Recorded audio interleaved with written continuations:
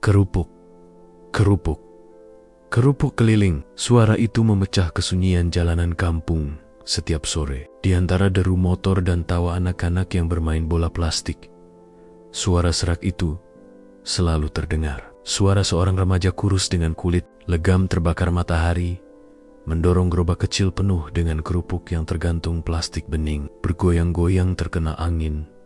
Namanya Raka, anak yatim yang hidup bersama ibunya di sebuah rumah kecil dari papan di pinggir kampung. Sehari-hari, ibunya hanya mengandalkan penghasilan dari menjahit seadanya. Sementara Raka, sejak lulus SMP, memilih tidak melanjutkan sekolah karena biaya. Ia lebih memilih mencari uang, meski dengan cara yang sederhana, menjajakan kerupuk keliling. Bagi sebagian orang, teriakannya menjadi candaan. Tidak jarang, anak-anak muda sebaya Raka menirukan sambil tertawa keras. Bahkan ada yang dengan sengaja menjerit, "Kerupuk, kerupuk, kerupuk basi," sambil tertawa mengejek. Raka hanya diam, menunduk, lalu mendorong gerobaknya lebih cepat. Hatinya perih, tapi lidahnya keluh untuk membalas. Di sekolah dulu, ia sering jadi bahan olok-olokan, paling sering dari Bima, teman sekelasnya yang berasal dari keluarga berada. Bima selalu meremehkan Raka. "Mau jadi apa sih kamu? Jualan kerupuk?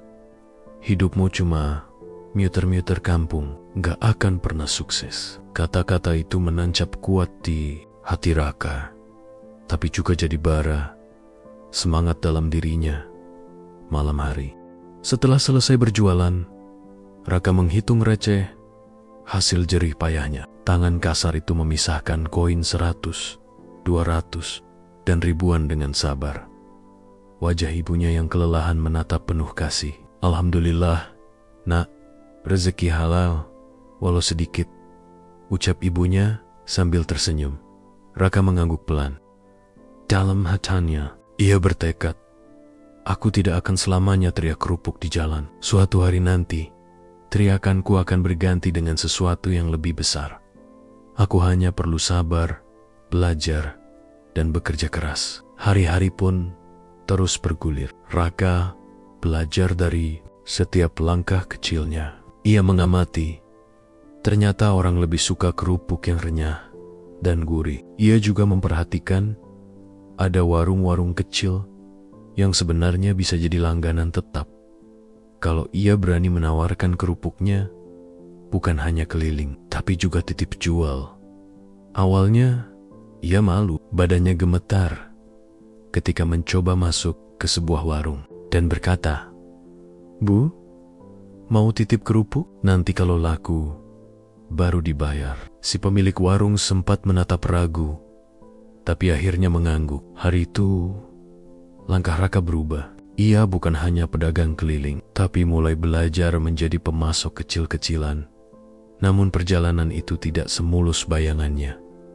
Beberapa warung menolak mentah-mentah. Ada yang bilang kerupuknya kurang enak, ada juga yang menertawakan, "Kamu masih bocah, apa bisa usaha?" Raka hanya bisa menahan diri, menunduk, lalu pergi. Tapi setiap penolakan justru membuat tekadnya semakin kuat. Suatu sore, ketika ia sedang mendorong gerobak dengan keringat bercucuran, ia kembali berpapasan dengan Bima. Kini Bima mengenakan motor baru, memakai jaket keren, dan tertawa bersama teman-temannya. Itu Raka. Wah, nggak naik level ya? Masih aja jualan kerupuk," ejek Bima dengan nada merendahkan. Teman-temannya pun ikut tertawa terbahak-bahak. Raka terdiam, dadanya sesak, ingin rasanya membalas. Tapi ia tahu satu hal, jawaban terbaik bukan dengan kata-kata, melainkan dengan bukti.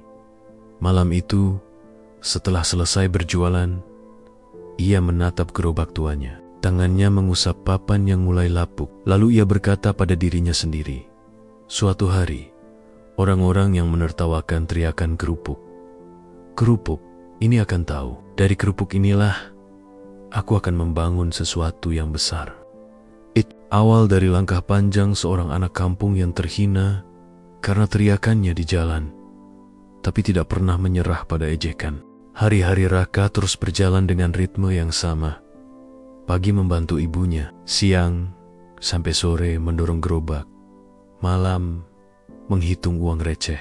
Tapi dalam pikirannya, ia mulai menyusun langkah lebih besar. Ia sadar, kalau hanya berteriak keliling, rezekinya akan tetap terbatas.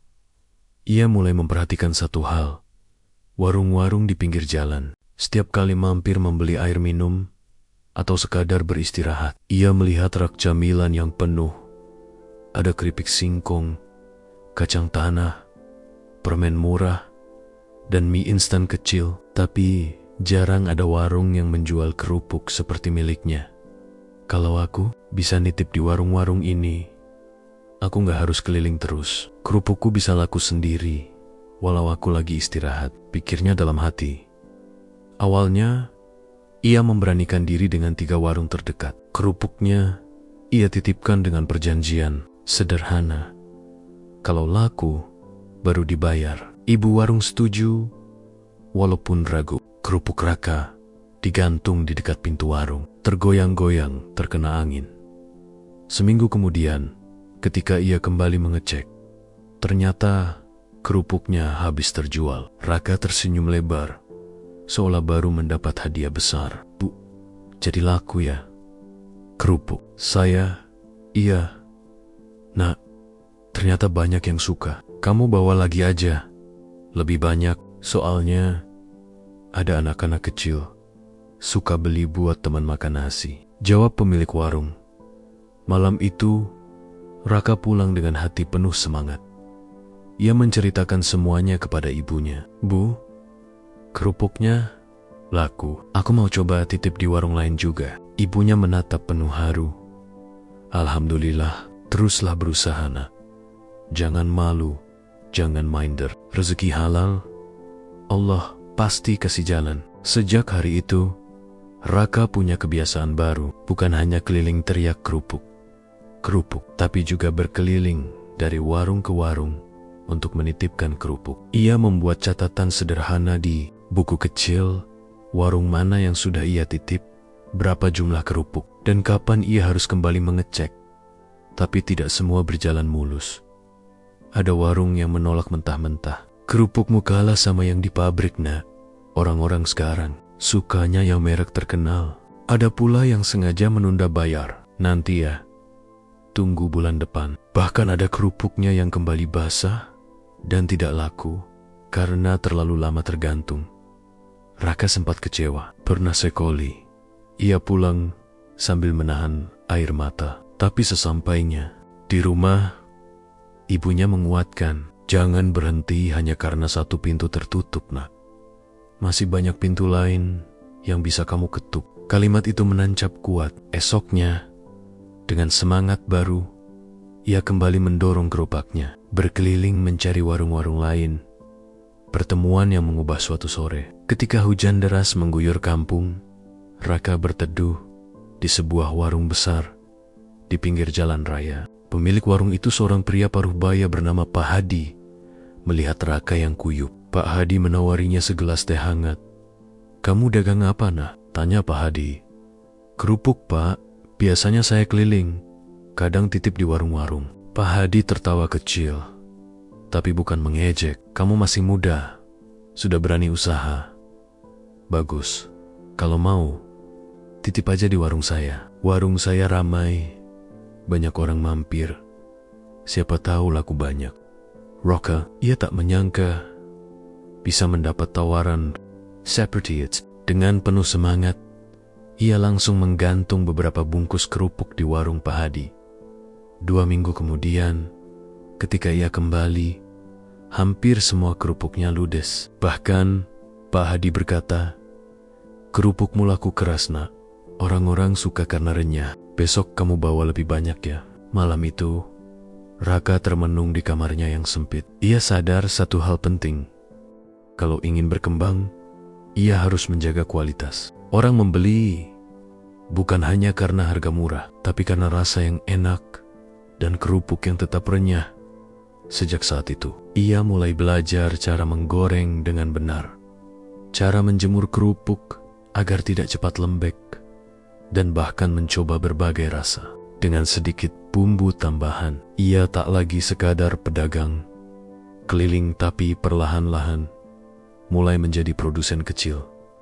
Ujian harga diri, namun perjalanan Raka kembali diuji. Suatu ketika, ia bertemu lagi dengan Bima, teman sekolahnya yang dulu suka main. Bima sedang nongkrong di kafe dengan teman-temannya. Saat melihat Raka lewat mendorong kerupuk, Bima kembali bersuara lantang. "Woi Raka, masih juga jualan kerupuk?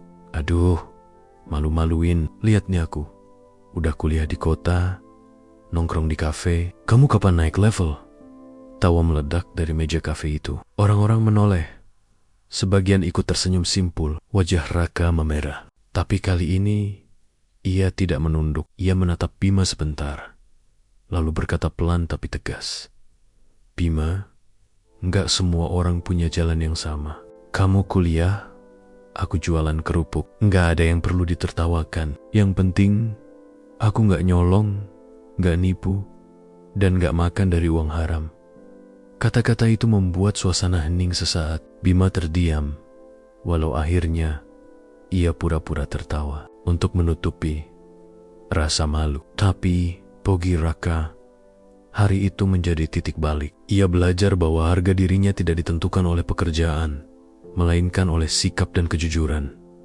Sejak hari itu, Raka semakin yakin dari kerupuk inilah ia akan menopaki jalan yang lebih besar. Ia hanya perlu melangkah setapak demi setapak dengan sabar dan kerja keras.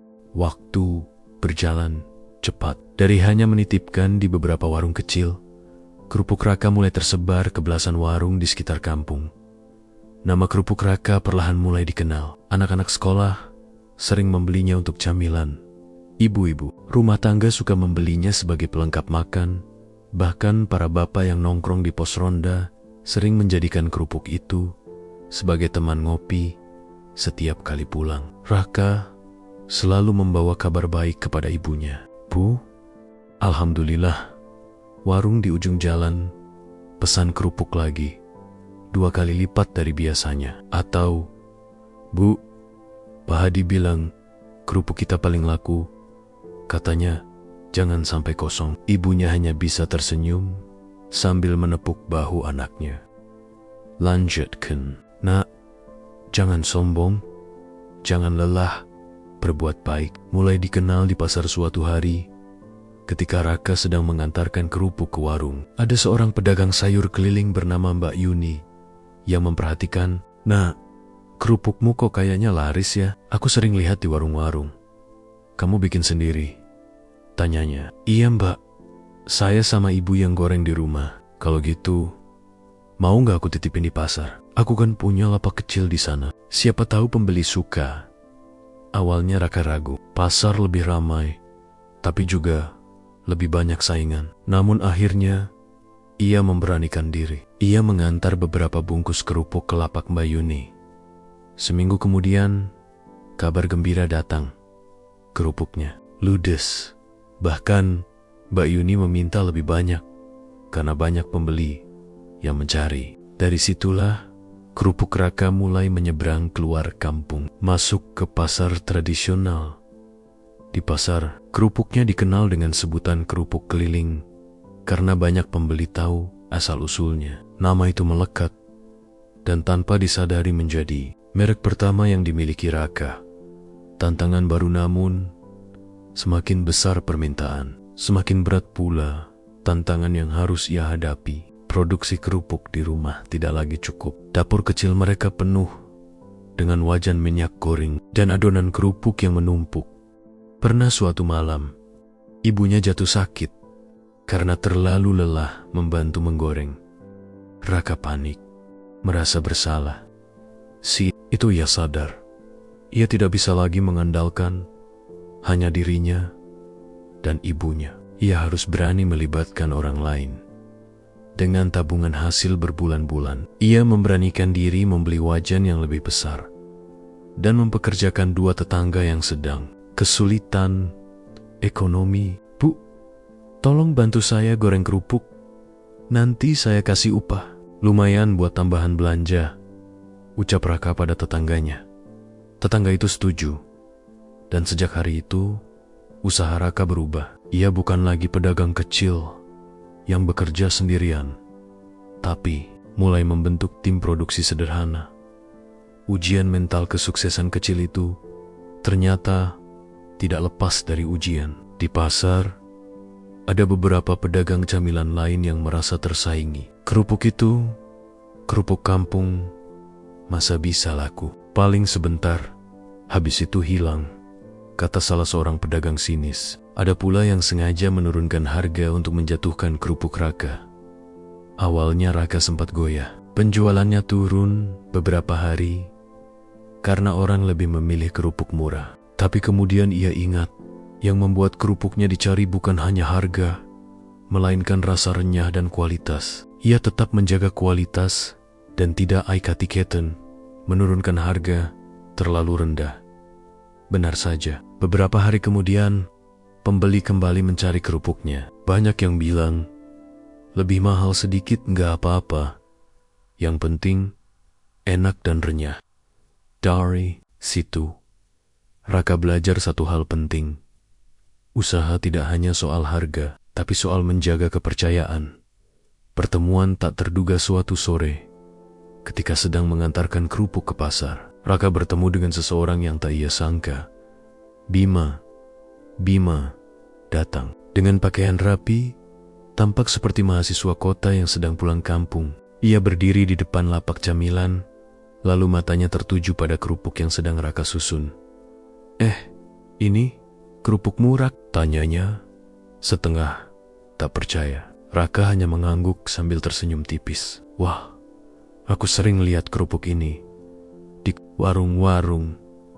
Aku kira bukan punyamu. Hebat juga kamu ya. Bisa sampai pasar. Nada suara Bima kali ini berbeda. Tidak ada ejekan, hanya rasa heran bercampur kagum. Tapi sebelum Raka menjawab, pedagang di samping mereka menyela. Loh, ini kerupuknya Raka emang laku keras di sini. Banyak orang nyari. Bima terdiam. Untuk pertama kalinya, ia melihat Raka bukan sebagai bahan ejekan, melainkan sebagai orang yang benar-benar berjuang dan berhasil. Raka tidak banyak bicara. Ia hanya tersenyum, lalu kembali menyusun kerupuk di lapak. Dalam hatinya, ia berdoa, Ya Allah, jangan biarkan aku sombong. Aku masih jauh, tapi setidaknya aku sudah mulai melangkah. Hari itu, Raka semakin yakin bahwa usahanya bisa tumbuh lebih besar lagi. Jika dulu ia hanya dikenal karena teriakan kerupuk di jalan kampung, kini namanya mulai menembus pasar tradisional. Dan di balik semua itu, ia percaya ini baru permulaan. Kesuksesan di pasar tradisional membuat langkah Raka semakin mantap. Dari hanya 3 warung, kini kerupuknya sudah tersebar di puluhan warung dan beberapa lapak di pasar. Produksi yang dulu dilakukan dengan wajan kecil, kini sudah menggunakan wajan besar dengan bantuan tetangga. Namun, semakin hari ia sadar satu hal. Pertumbuhan hanya bisa sejauh lingkaran pasar tradisional dan warung kampung. Kalau ingin lebih besar, ia harus berani masuk ke jalur modern, toko kelontong besar, minimarket, bahkan swalayan. Tapi tantangannya jelas berbeda. Warung kampung bisa menerima kerupuk dengan plastik sederhana, diikat karet, lalu digantung. Di pasar pun, orang tak terlalu peduli kemasan. Yang penting, rasa. Tapi toko modern, semuanya serba rapi. Ada label, ada tanggal kadaluarsa, bahkan harus punya izin. Langkah pertama, membenahi kemasan. Raka mulai berpikir keras. Ia menatap bungkus kerupuknya yang sederhana. Plastik bening polos, kadang kusut, hanya diberi stiker kecil seadanya. Kalau aku mau masuk toko modern, harus lebih rapi. Orang kota beli bukan hanya rasa, tapi juga lihat kemasan, gumamnya. Malam itu, ia membuka-buka buku catatan kecilnya, lalu menggambar sketsa sederhana Logo kerupuk dengan tulisan kerupuk keliling, gurih renyah sejak 2009. Tahun itu, ia pilih sebagai penanda awal perjuangannya, mendorong gerobak keliling. Ia pun pergi ke percetakan kecil di kota kecamatan untuk mencetak label warna-warni. Tidak banyak, hanya ratusan lembar. Tapi, bagi Raka, itu adalah langkah besar. Kini bungkus kerupuknya tidak lagi polos. Ada logo, ada alamat rumah produksinya, bahkan ia menambahkan tulisan kecil tanpa bahan pengawet. Ketika ia mencoba menitipkan di sebuah toko kelontong besar di pinggir jalan raya, pemilik toko berkata, "Wah, kemasanmu sudah lumayan bagus. Oke, saya coba terima, tapi syaratnya harus ada kadaluarsa dan tolong kasih nota jelas." Raka mengangguk. Walau agak bingung soal nota dan kadaluarsa, ia tidak mau menyerah. Ia belajar dari internet di warnet desa, mencari tahu cara memberi label kadaluarsa dengan tinta stempel. Ia juga belajar membuat nota sederhana dengan kertas karbon. Belajar dari penolakan, tidak semua toko mau menerima. Ada beberapa yang menolak. Mentah. Maaf nak, kami sudah ada supplier kerupuk dari pabrik besar. Atau kalau mau masuk, kamu harus konsinyasi, tapi kami potong sekian persen. Raka pulang dengan wajah letih. Uang hasil jualan banyak habis untuk mencetak label, membeli plastik lebih bagus, dan ongkos bolak-balik ke kota. Beberapa kali ia hampir menyerah, tapi setiap kali melihat ibunya yang tetap tersenyum, meski tubuhnya lemah, ia kembali bersemangat. "Bu, aku nggak apa-apa ditolak. Aku yakin suatu hari nanti kerupuk kita bisa bersaing dengan merek besar," katanya.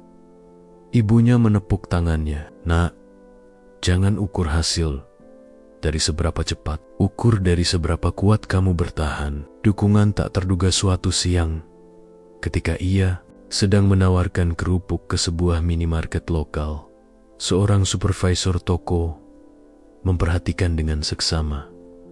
"Kamu ini Raka, ya, yang kerupuknya laku di pasar itu?"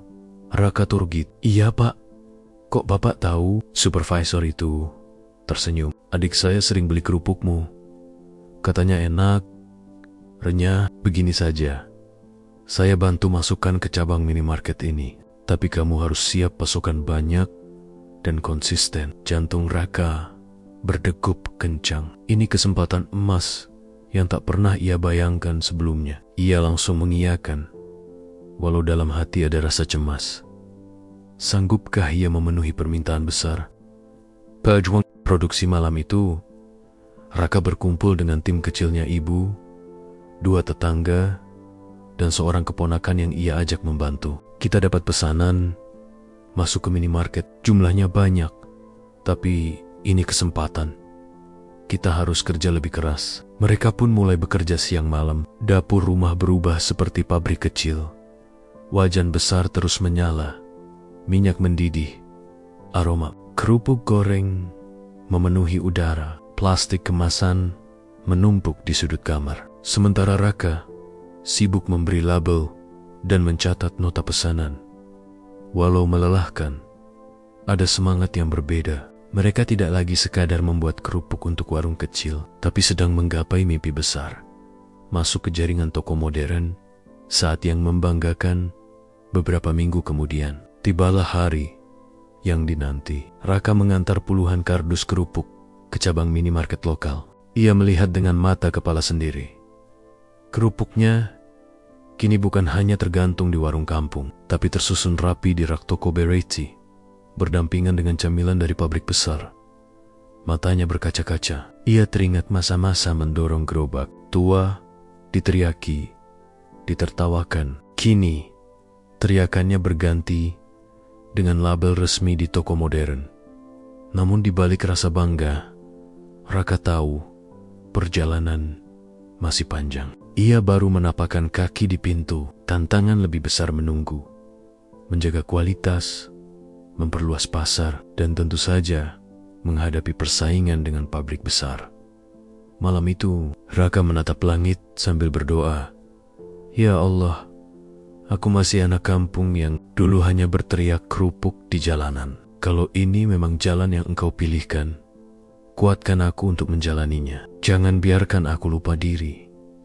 Hari itu menjadi babak baru. Dari gerobak keliling, ke warung kampung, lalu ke pasar, kini kerupuk. Raka mulai memasuki toko modern, sebuah langkah kecil menuju mimpi besarnya. Menjadi distributor camilan skala nasional. Masuk ke minimarket lokal, menjadi kebanggaan tersendiri bagi Raka. Kerupuknya kini bukan lagi sekadar camilan kampung, tapi sudah bisa bersaing dengan produk pabrik. Namun di balik itu, Raka mulai merasakan satu hal. Pasar semakin luas, tapi juga semakin rumit. Kalau di warung kampung, ia bisa langsung antar dan dibayar tunai. Di toko modern, ceritanya berbeda. Ada syarat konsinyasi, ada potongan harga, bahkan ada aturan distribusi yang harus ia patuhi. Raka sempat bingung dengan banyaknya prosedur, tetapi ia tidak menyerah. Masalah pasokan permintaan mulai membanjir. Minimarket cabang lain ikut memesan. Bahkan beberapa toko kelontong besar dari kecamatan sebelah mulai menelepon. Mas Raka, kerupuknya bisa kirim ke sini? Banyak pembeli cari. Namun masalah muncul. Kapasitas produksi tidak sanggup mengejar. Rumah kecilnya penuh dengan adonan dan minyak goreng. Tetangga yang membantu pun kewalahan. Pernah suatu kali, kerupuk yang dikirim tidak serenyah biasanya karena terlalu cepat diproduksi. Hasilnya, ada komplain dari toko. Raka termenung di dapur. Wajahnya murung. Bu, kalau begini terus, aku takut malah mengecewakan orang. Ibunya menepuk pundaknya. Nak, setiap usaha besar pasti ada ujiannya. Kalau kamu nggak bisa sendiri, carilah cara untuk bekerja sama. Kata-kata itu menjadi kunci. Raka sadar, ia harus berhubungan dengan pihak yang lebih besar. Distributor, pertemuan pertama dengan distributor suatu hari. Raka mendapat undangan dari supervisor minimarket yang dulu membantunya. Raka, ada pertemuan dengan beberapa distributor. Camilan di kota, kamu ikat saja. Siapa tahu bisa belajar. Dengan baju kemeja pinjaman dari tetangga, Raka datang ke acara itu. Ia sempat minder ketika melihat pengusaha lain datang dengan mobil mewah, membawa kartu nama, dan berbicara dengan istilah bisnis yang rumit. Tapi ia meneguhkan hati. Aku memang hanya anak kampung, tapi aku datang dengan produk yang aku yakini. Di acara itu, ia bertemu dengan seorang pria berkacamata bernama Pak Surya, pemilik distributor camilan besar yang sudah memasok ke berbagai toko di Jawa Tengah. Pak Surya sempat mencicipi kerupuk Raka. Enak juga ini, rasanya renyah, gurih, dan gak bikin enak. Kamu produksi sendiri? Iya, Pak. Saya dan beberapa tetangga masih kecil-kecilan, jawab Raka jujur. Pak Surya mengangguk. Kalau kamu serius, saya bisa bantu pasarkan lebih luas. Tapi ingat, bekerja dengan distributor itu artinya kamu harus siap pasokan dalam jumlah besar dan konsisten. Sanggup? Pertanyaan itu membuat dada Raka berdebar. Ia tahu kapasitasnya belum cukup. Tapi kalau ia tidak mencoba, kapan lagi? Dengan suara mantap, ia menjawab, Insya Allah, Pak, saya akan berusaha semampu saya. Tekanan yang menghantam benar saja. Bekerja dengan distributor membuat tantangan semakin berat. Permintaan yang dulu puluhan bungkus, kini melonjak jadi ratusan, bahkan ribuan. Ia harus mencari lebih banyak bahan baku, minyak, plastik, bahkan mempekerjakan lebih banyak orang. Tidak, jarang ia pulang larut malam, matanya sembab karena kurang tidur.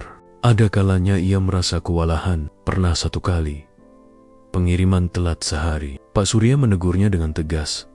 Rak, kalau mau main di pasar besar, gak ada alasan telat. Toko-toko tidak bisa menunggu. Kalau kamu gak bisa tepat waktu, Produkmu bisa digantikan produk lain. Teguran itu menusuk, tapi juga menyadarkan. Malam itu, Raka duduk termenung di depan rumah, menatap jalanan kampung yang sepi. Ia ingat masih masa mendorong gerobak sambil diejek. Kalau dulu, aku sanggup bertahan, meski ditertawakan. Sekarang aku juga harus bertahan menghadapi tekanan lebih besar. Dukungan yang tumbuh untungnya, ia tidak sendirian. Para tetangga yang dulu hanya sesekali membantu, kini ikut serius karena mereka juga merasakan manfaat. Ada tambahan penghasilan, ada semangat baru. Bahkan beberapa pemuda yang dulu hanya nongkrong di pos ronda, kini ikut membantu menggoreng, mengemas, dan mengantar rak. Kalau perlu tenaga, aku siap bantu. Daripada nganggur, mending kerja di sini, kata salah seorang pemuda. Perlahan, rumah kecil Raka berubah menjadi pusat produksi sederhana. Tidak lagi sekadar dapur rumah tangga, tapi mirip bengkel kerja dengan orang-orang yang saling membantu saat yang membanggakan. Beberapa bulan kemudian, hasil kerja keras itu mulai terlihat. Kerupuk Raka kini tidak hanya ada di warung kampung, pasar tradisional, dan minimarket lokal, tapi juga mulai masuk ke toko-toko besar di kota kabupaten. Setiap kali ia melihat produknya berjejer di rak toko, hatinya selalu bergetar. Ia teringat masa lalu. Teriakan kerupuk, kerupuk yang jadi bahan ejekan, kini berubah jadi tulisan rapi di kemasan yang terpajang di toko. Yang lebih mengejutkan, suatu sore, ia bertemu lagi dengan Bima. Kali ini, bukan di jalan atau kafe, tapi di salah satu toko di kota. Bima sedang bekerja sebagai sales kecil, menawarkan produk snack dari perusahaan lain. Ketika ia melihat Raka datang membawa kerupuk dengan label sendiri, wajahnya memucat. "Rak, ini semua kerupukmu?" tanyanya lirih. Raka tersenyum. "Iya, Bim. Dari dulu memang kerupuk. Bedanya, sekarang bukan cuma teriak di jalan." Bima terdiam, tak sanggup membalas. Dunia berputar begitu cepat. Dulu ia yang menertawakan, kini justru ia berada di bawah Raka dalam rantai perdagangan. Malam itu, Raka menatap catatan penjualannya yang terus bertambah. Ia tahu jalannya masih panjang. Menjadi pemasok di kota kabupaten baru, langkah awal. Mimpinya lebih besar, membangun jaringan distribusi sendiri, menembus banyak provinsi, bahkan menjadi distributor snack nasional. Dengan doa ibunya, dukungan tetangga, dan semangat yang tak pernah padam, Raka melanjutkan perjuangan. Nama Raka semakin dikenal di lingkungannya. Dari seorang bocah kurus yang dulu mendorong gerobak sambil diteriaki kerupuk kerapek, kini ia sudah menjadi pemasok tetap di berbagai toko di kabupaten. Kerupuknya tidak lagi sekadar camilan kampung, tapi sudah punya identitas. Kerupuk keliling renyah gurih sejak 2009. Namun, semakin besar langkahnya, semakin ia menyadari satu hal. Selama ia hanya bergantung pada distributor orang lain, ia tidak akan bisa mengendalikan pasar. Si distributor bisa menawar harga seenaknya, bisa menunda pembayaran, bahkan bisa sewaktu-waktu menghentikan kerjasama. Suatu sore, setelah rapat dengan Pak Surya, distributor yang dulu membantunya, Raka pulang dengan hati gundah. "Rak," kata Pak Surya saat itu, "produkmu bagus, tapi kalau mau main lebih besar, kamu harus siap ikut aturan distributor. Margin kamu kecil, soalnya toko-toko juga minta potongan." Raka mengangguk, tapi dalam hatinya ia berpikir, kalau terus begini, aku hanya jadi pemasok kecil. Aku harus berani bikin jalanku sendiri. Ide membuat gudang kecil malam itu, ia berbicara dengan ibunya. "Bu, aku kepikiran buat nyewa gudang kecil. Dari situ, aku bisa atur pengiriman sendiri, langsung ke warung dan toko, tanpa lewat distributor lain." Ibunya sempat khawatir. "Nah, itu butuh biaya besar. Apa kamu yakin bisa?" Raka menggenggam tangan ibunya. "Bu, sejak dulu orang bilang aku nggak bisa, tapi kita buktikan. Semua bisa, kalau ada niat. Aku ingin orang kampung kita juga ikut naik, biar bukan cuma aku yang merasakan. Dengan tabungan hasil jualan, ditambah pinjaman kecil dari koperasi desa, Raka berhasil menyewa sebuah bangunan tua di pinggir jalan raya. Bangunan itu ia sulap menjadi gudang sederhana. Dindingnya masih kusam, atapnya bocor di beberapa titik. Tapi baginya itu adalah simbol langkah baru, membentuk tim penjualan setelah punya gudang. Raka menyadari ia tidak bisa lagi mengurus semuanya sendirian. Ia butuh orang untuk mengantar barang, main ke tot stock, dan menawarkan produk ke toko-toko baru. Ia pun mulai merekrut beberapa pemuda desa. Kalian kan biasa nongkrong di pos ronda. Kalau mau, kerja sama aku. Jadi sales, jadi pengantar barang. Nanti aku kasih gaji bulanan plus bonus kalau target tercapai. Awalnya mereka ragu, tapi melihat kesungguhan Raka, akhirnya mereka setuju. Jadilah tim kecil.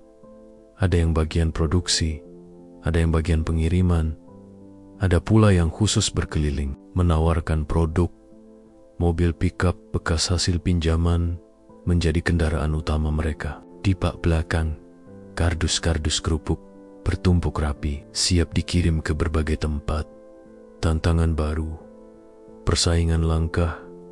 Raka mulai terasa di pasar. Kerupuknya semakin mudah ditemui di warung, minimarket, bahkan toko grosir kecil.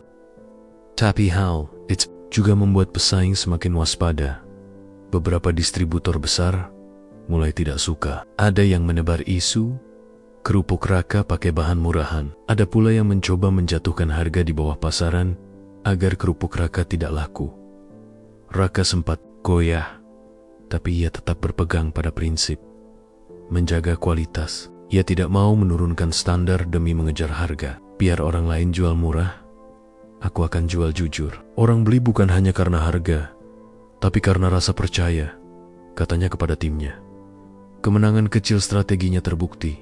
Meski harga sempat membuat penjualannya turun, para pembeli akhirnya kembali mencari kerupuknya. Banyak yang bilang kerupuk lain memang lebih murah, tapi cepat alot. Kerupuk Raka tetap renyah. Bahkan beberapa toko grosir mulai mendatangi gudangnya langsung untuk mengambil stok dalam jumlah besar. Itu artinya Raka tidak hanya mengantar, tapi juga sudah mulai menjadi pusat distribusi.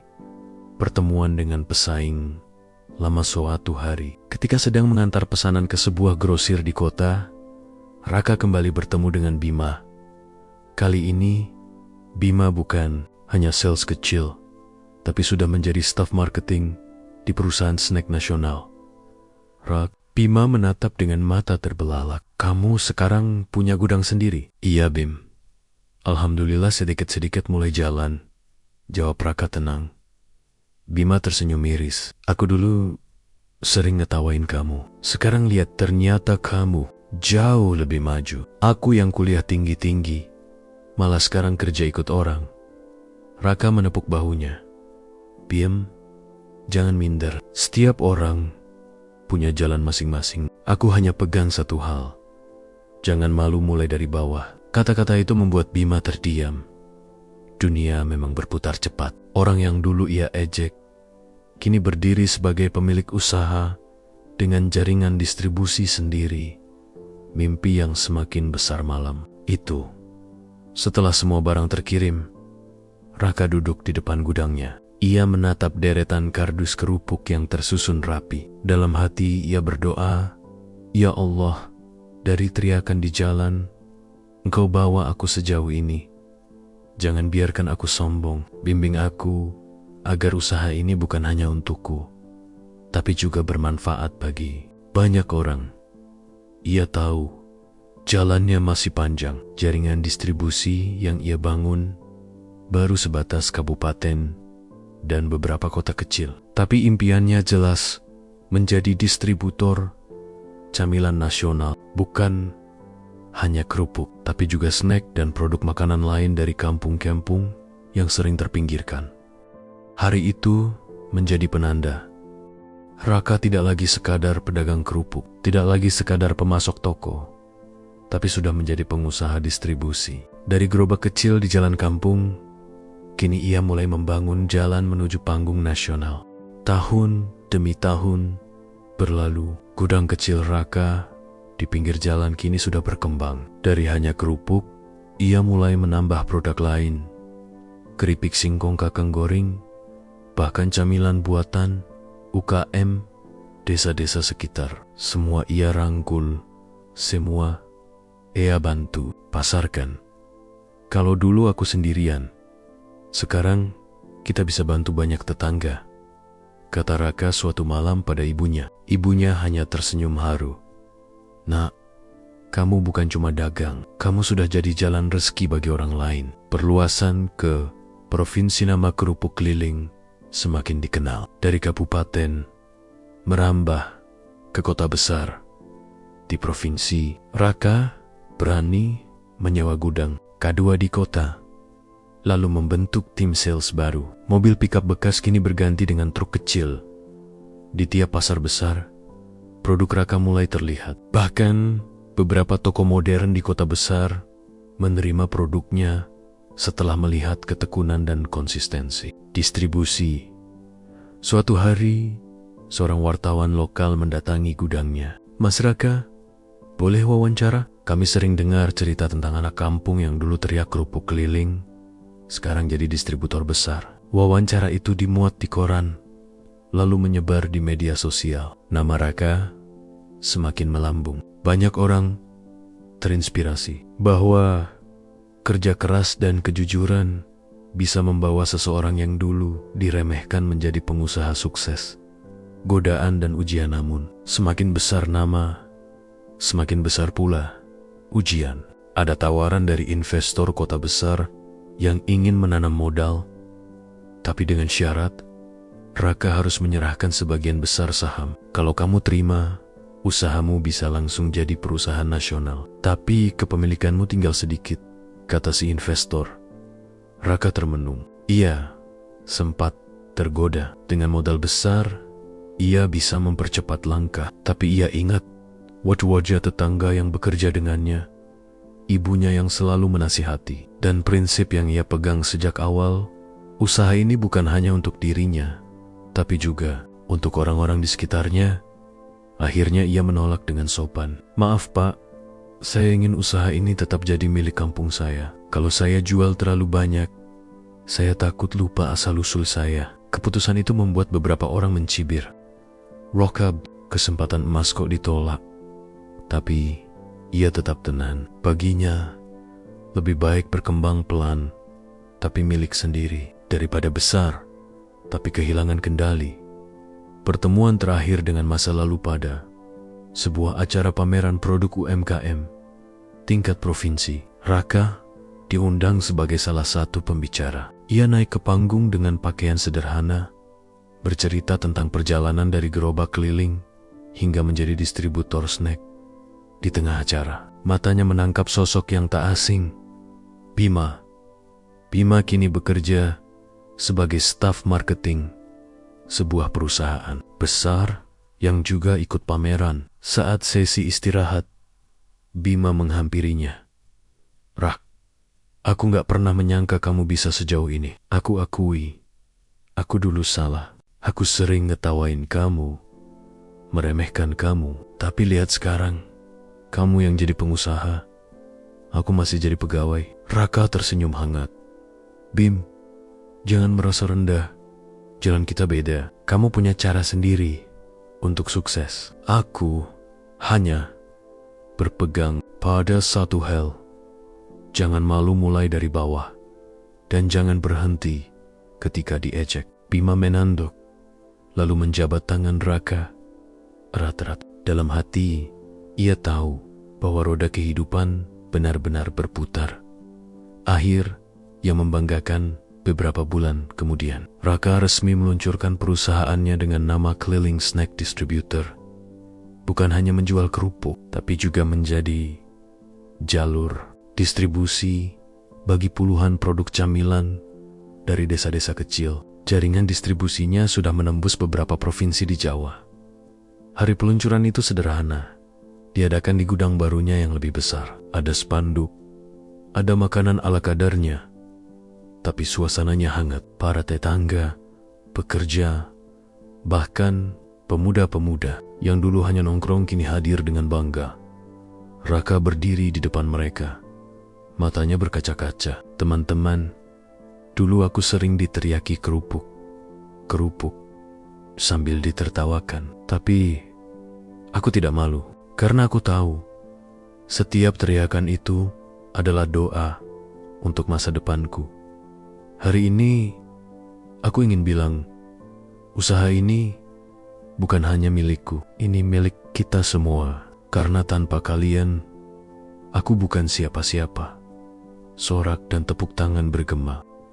Ibunya bahagia di kursi depan sambil berdoa dalam hati.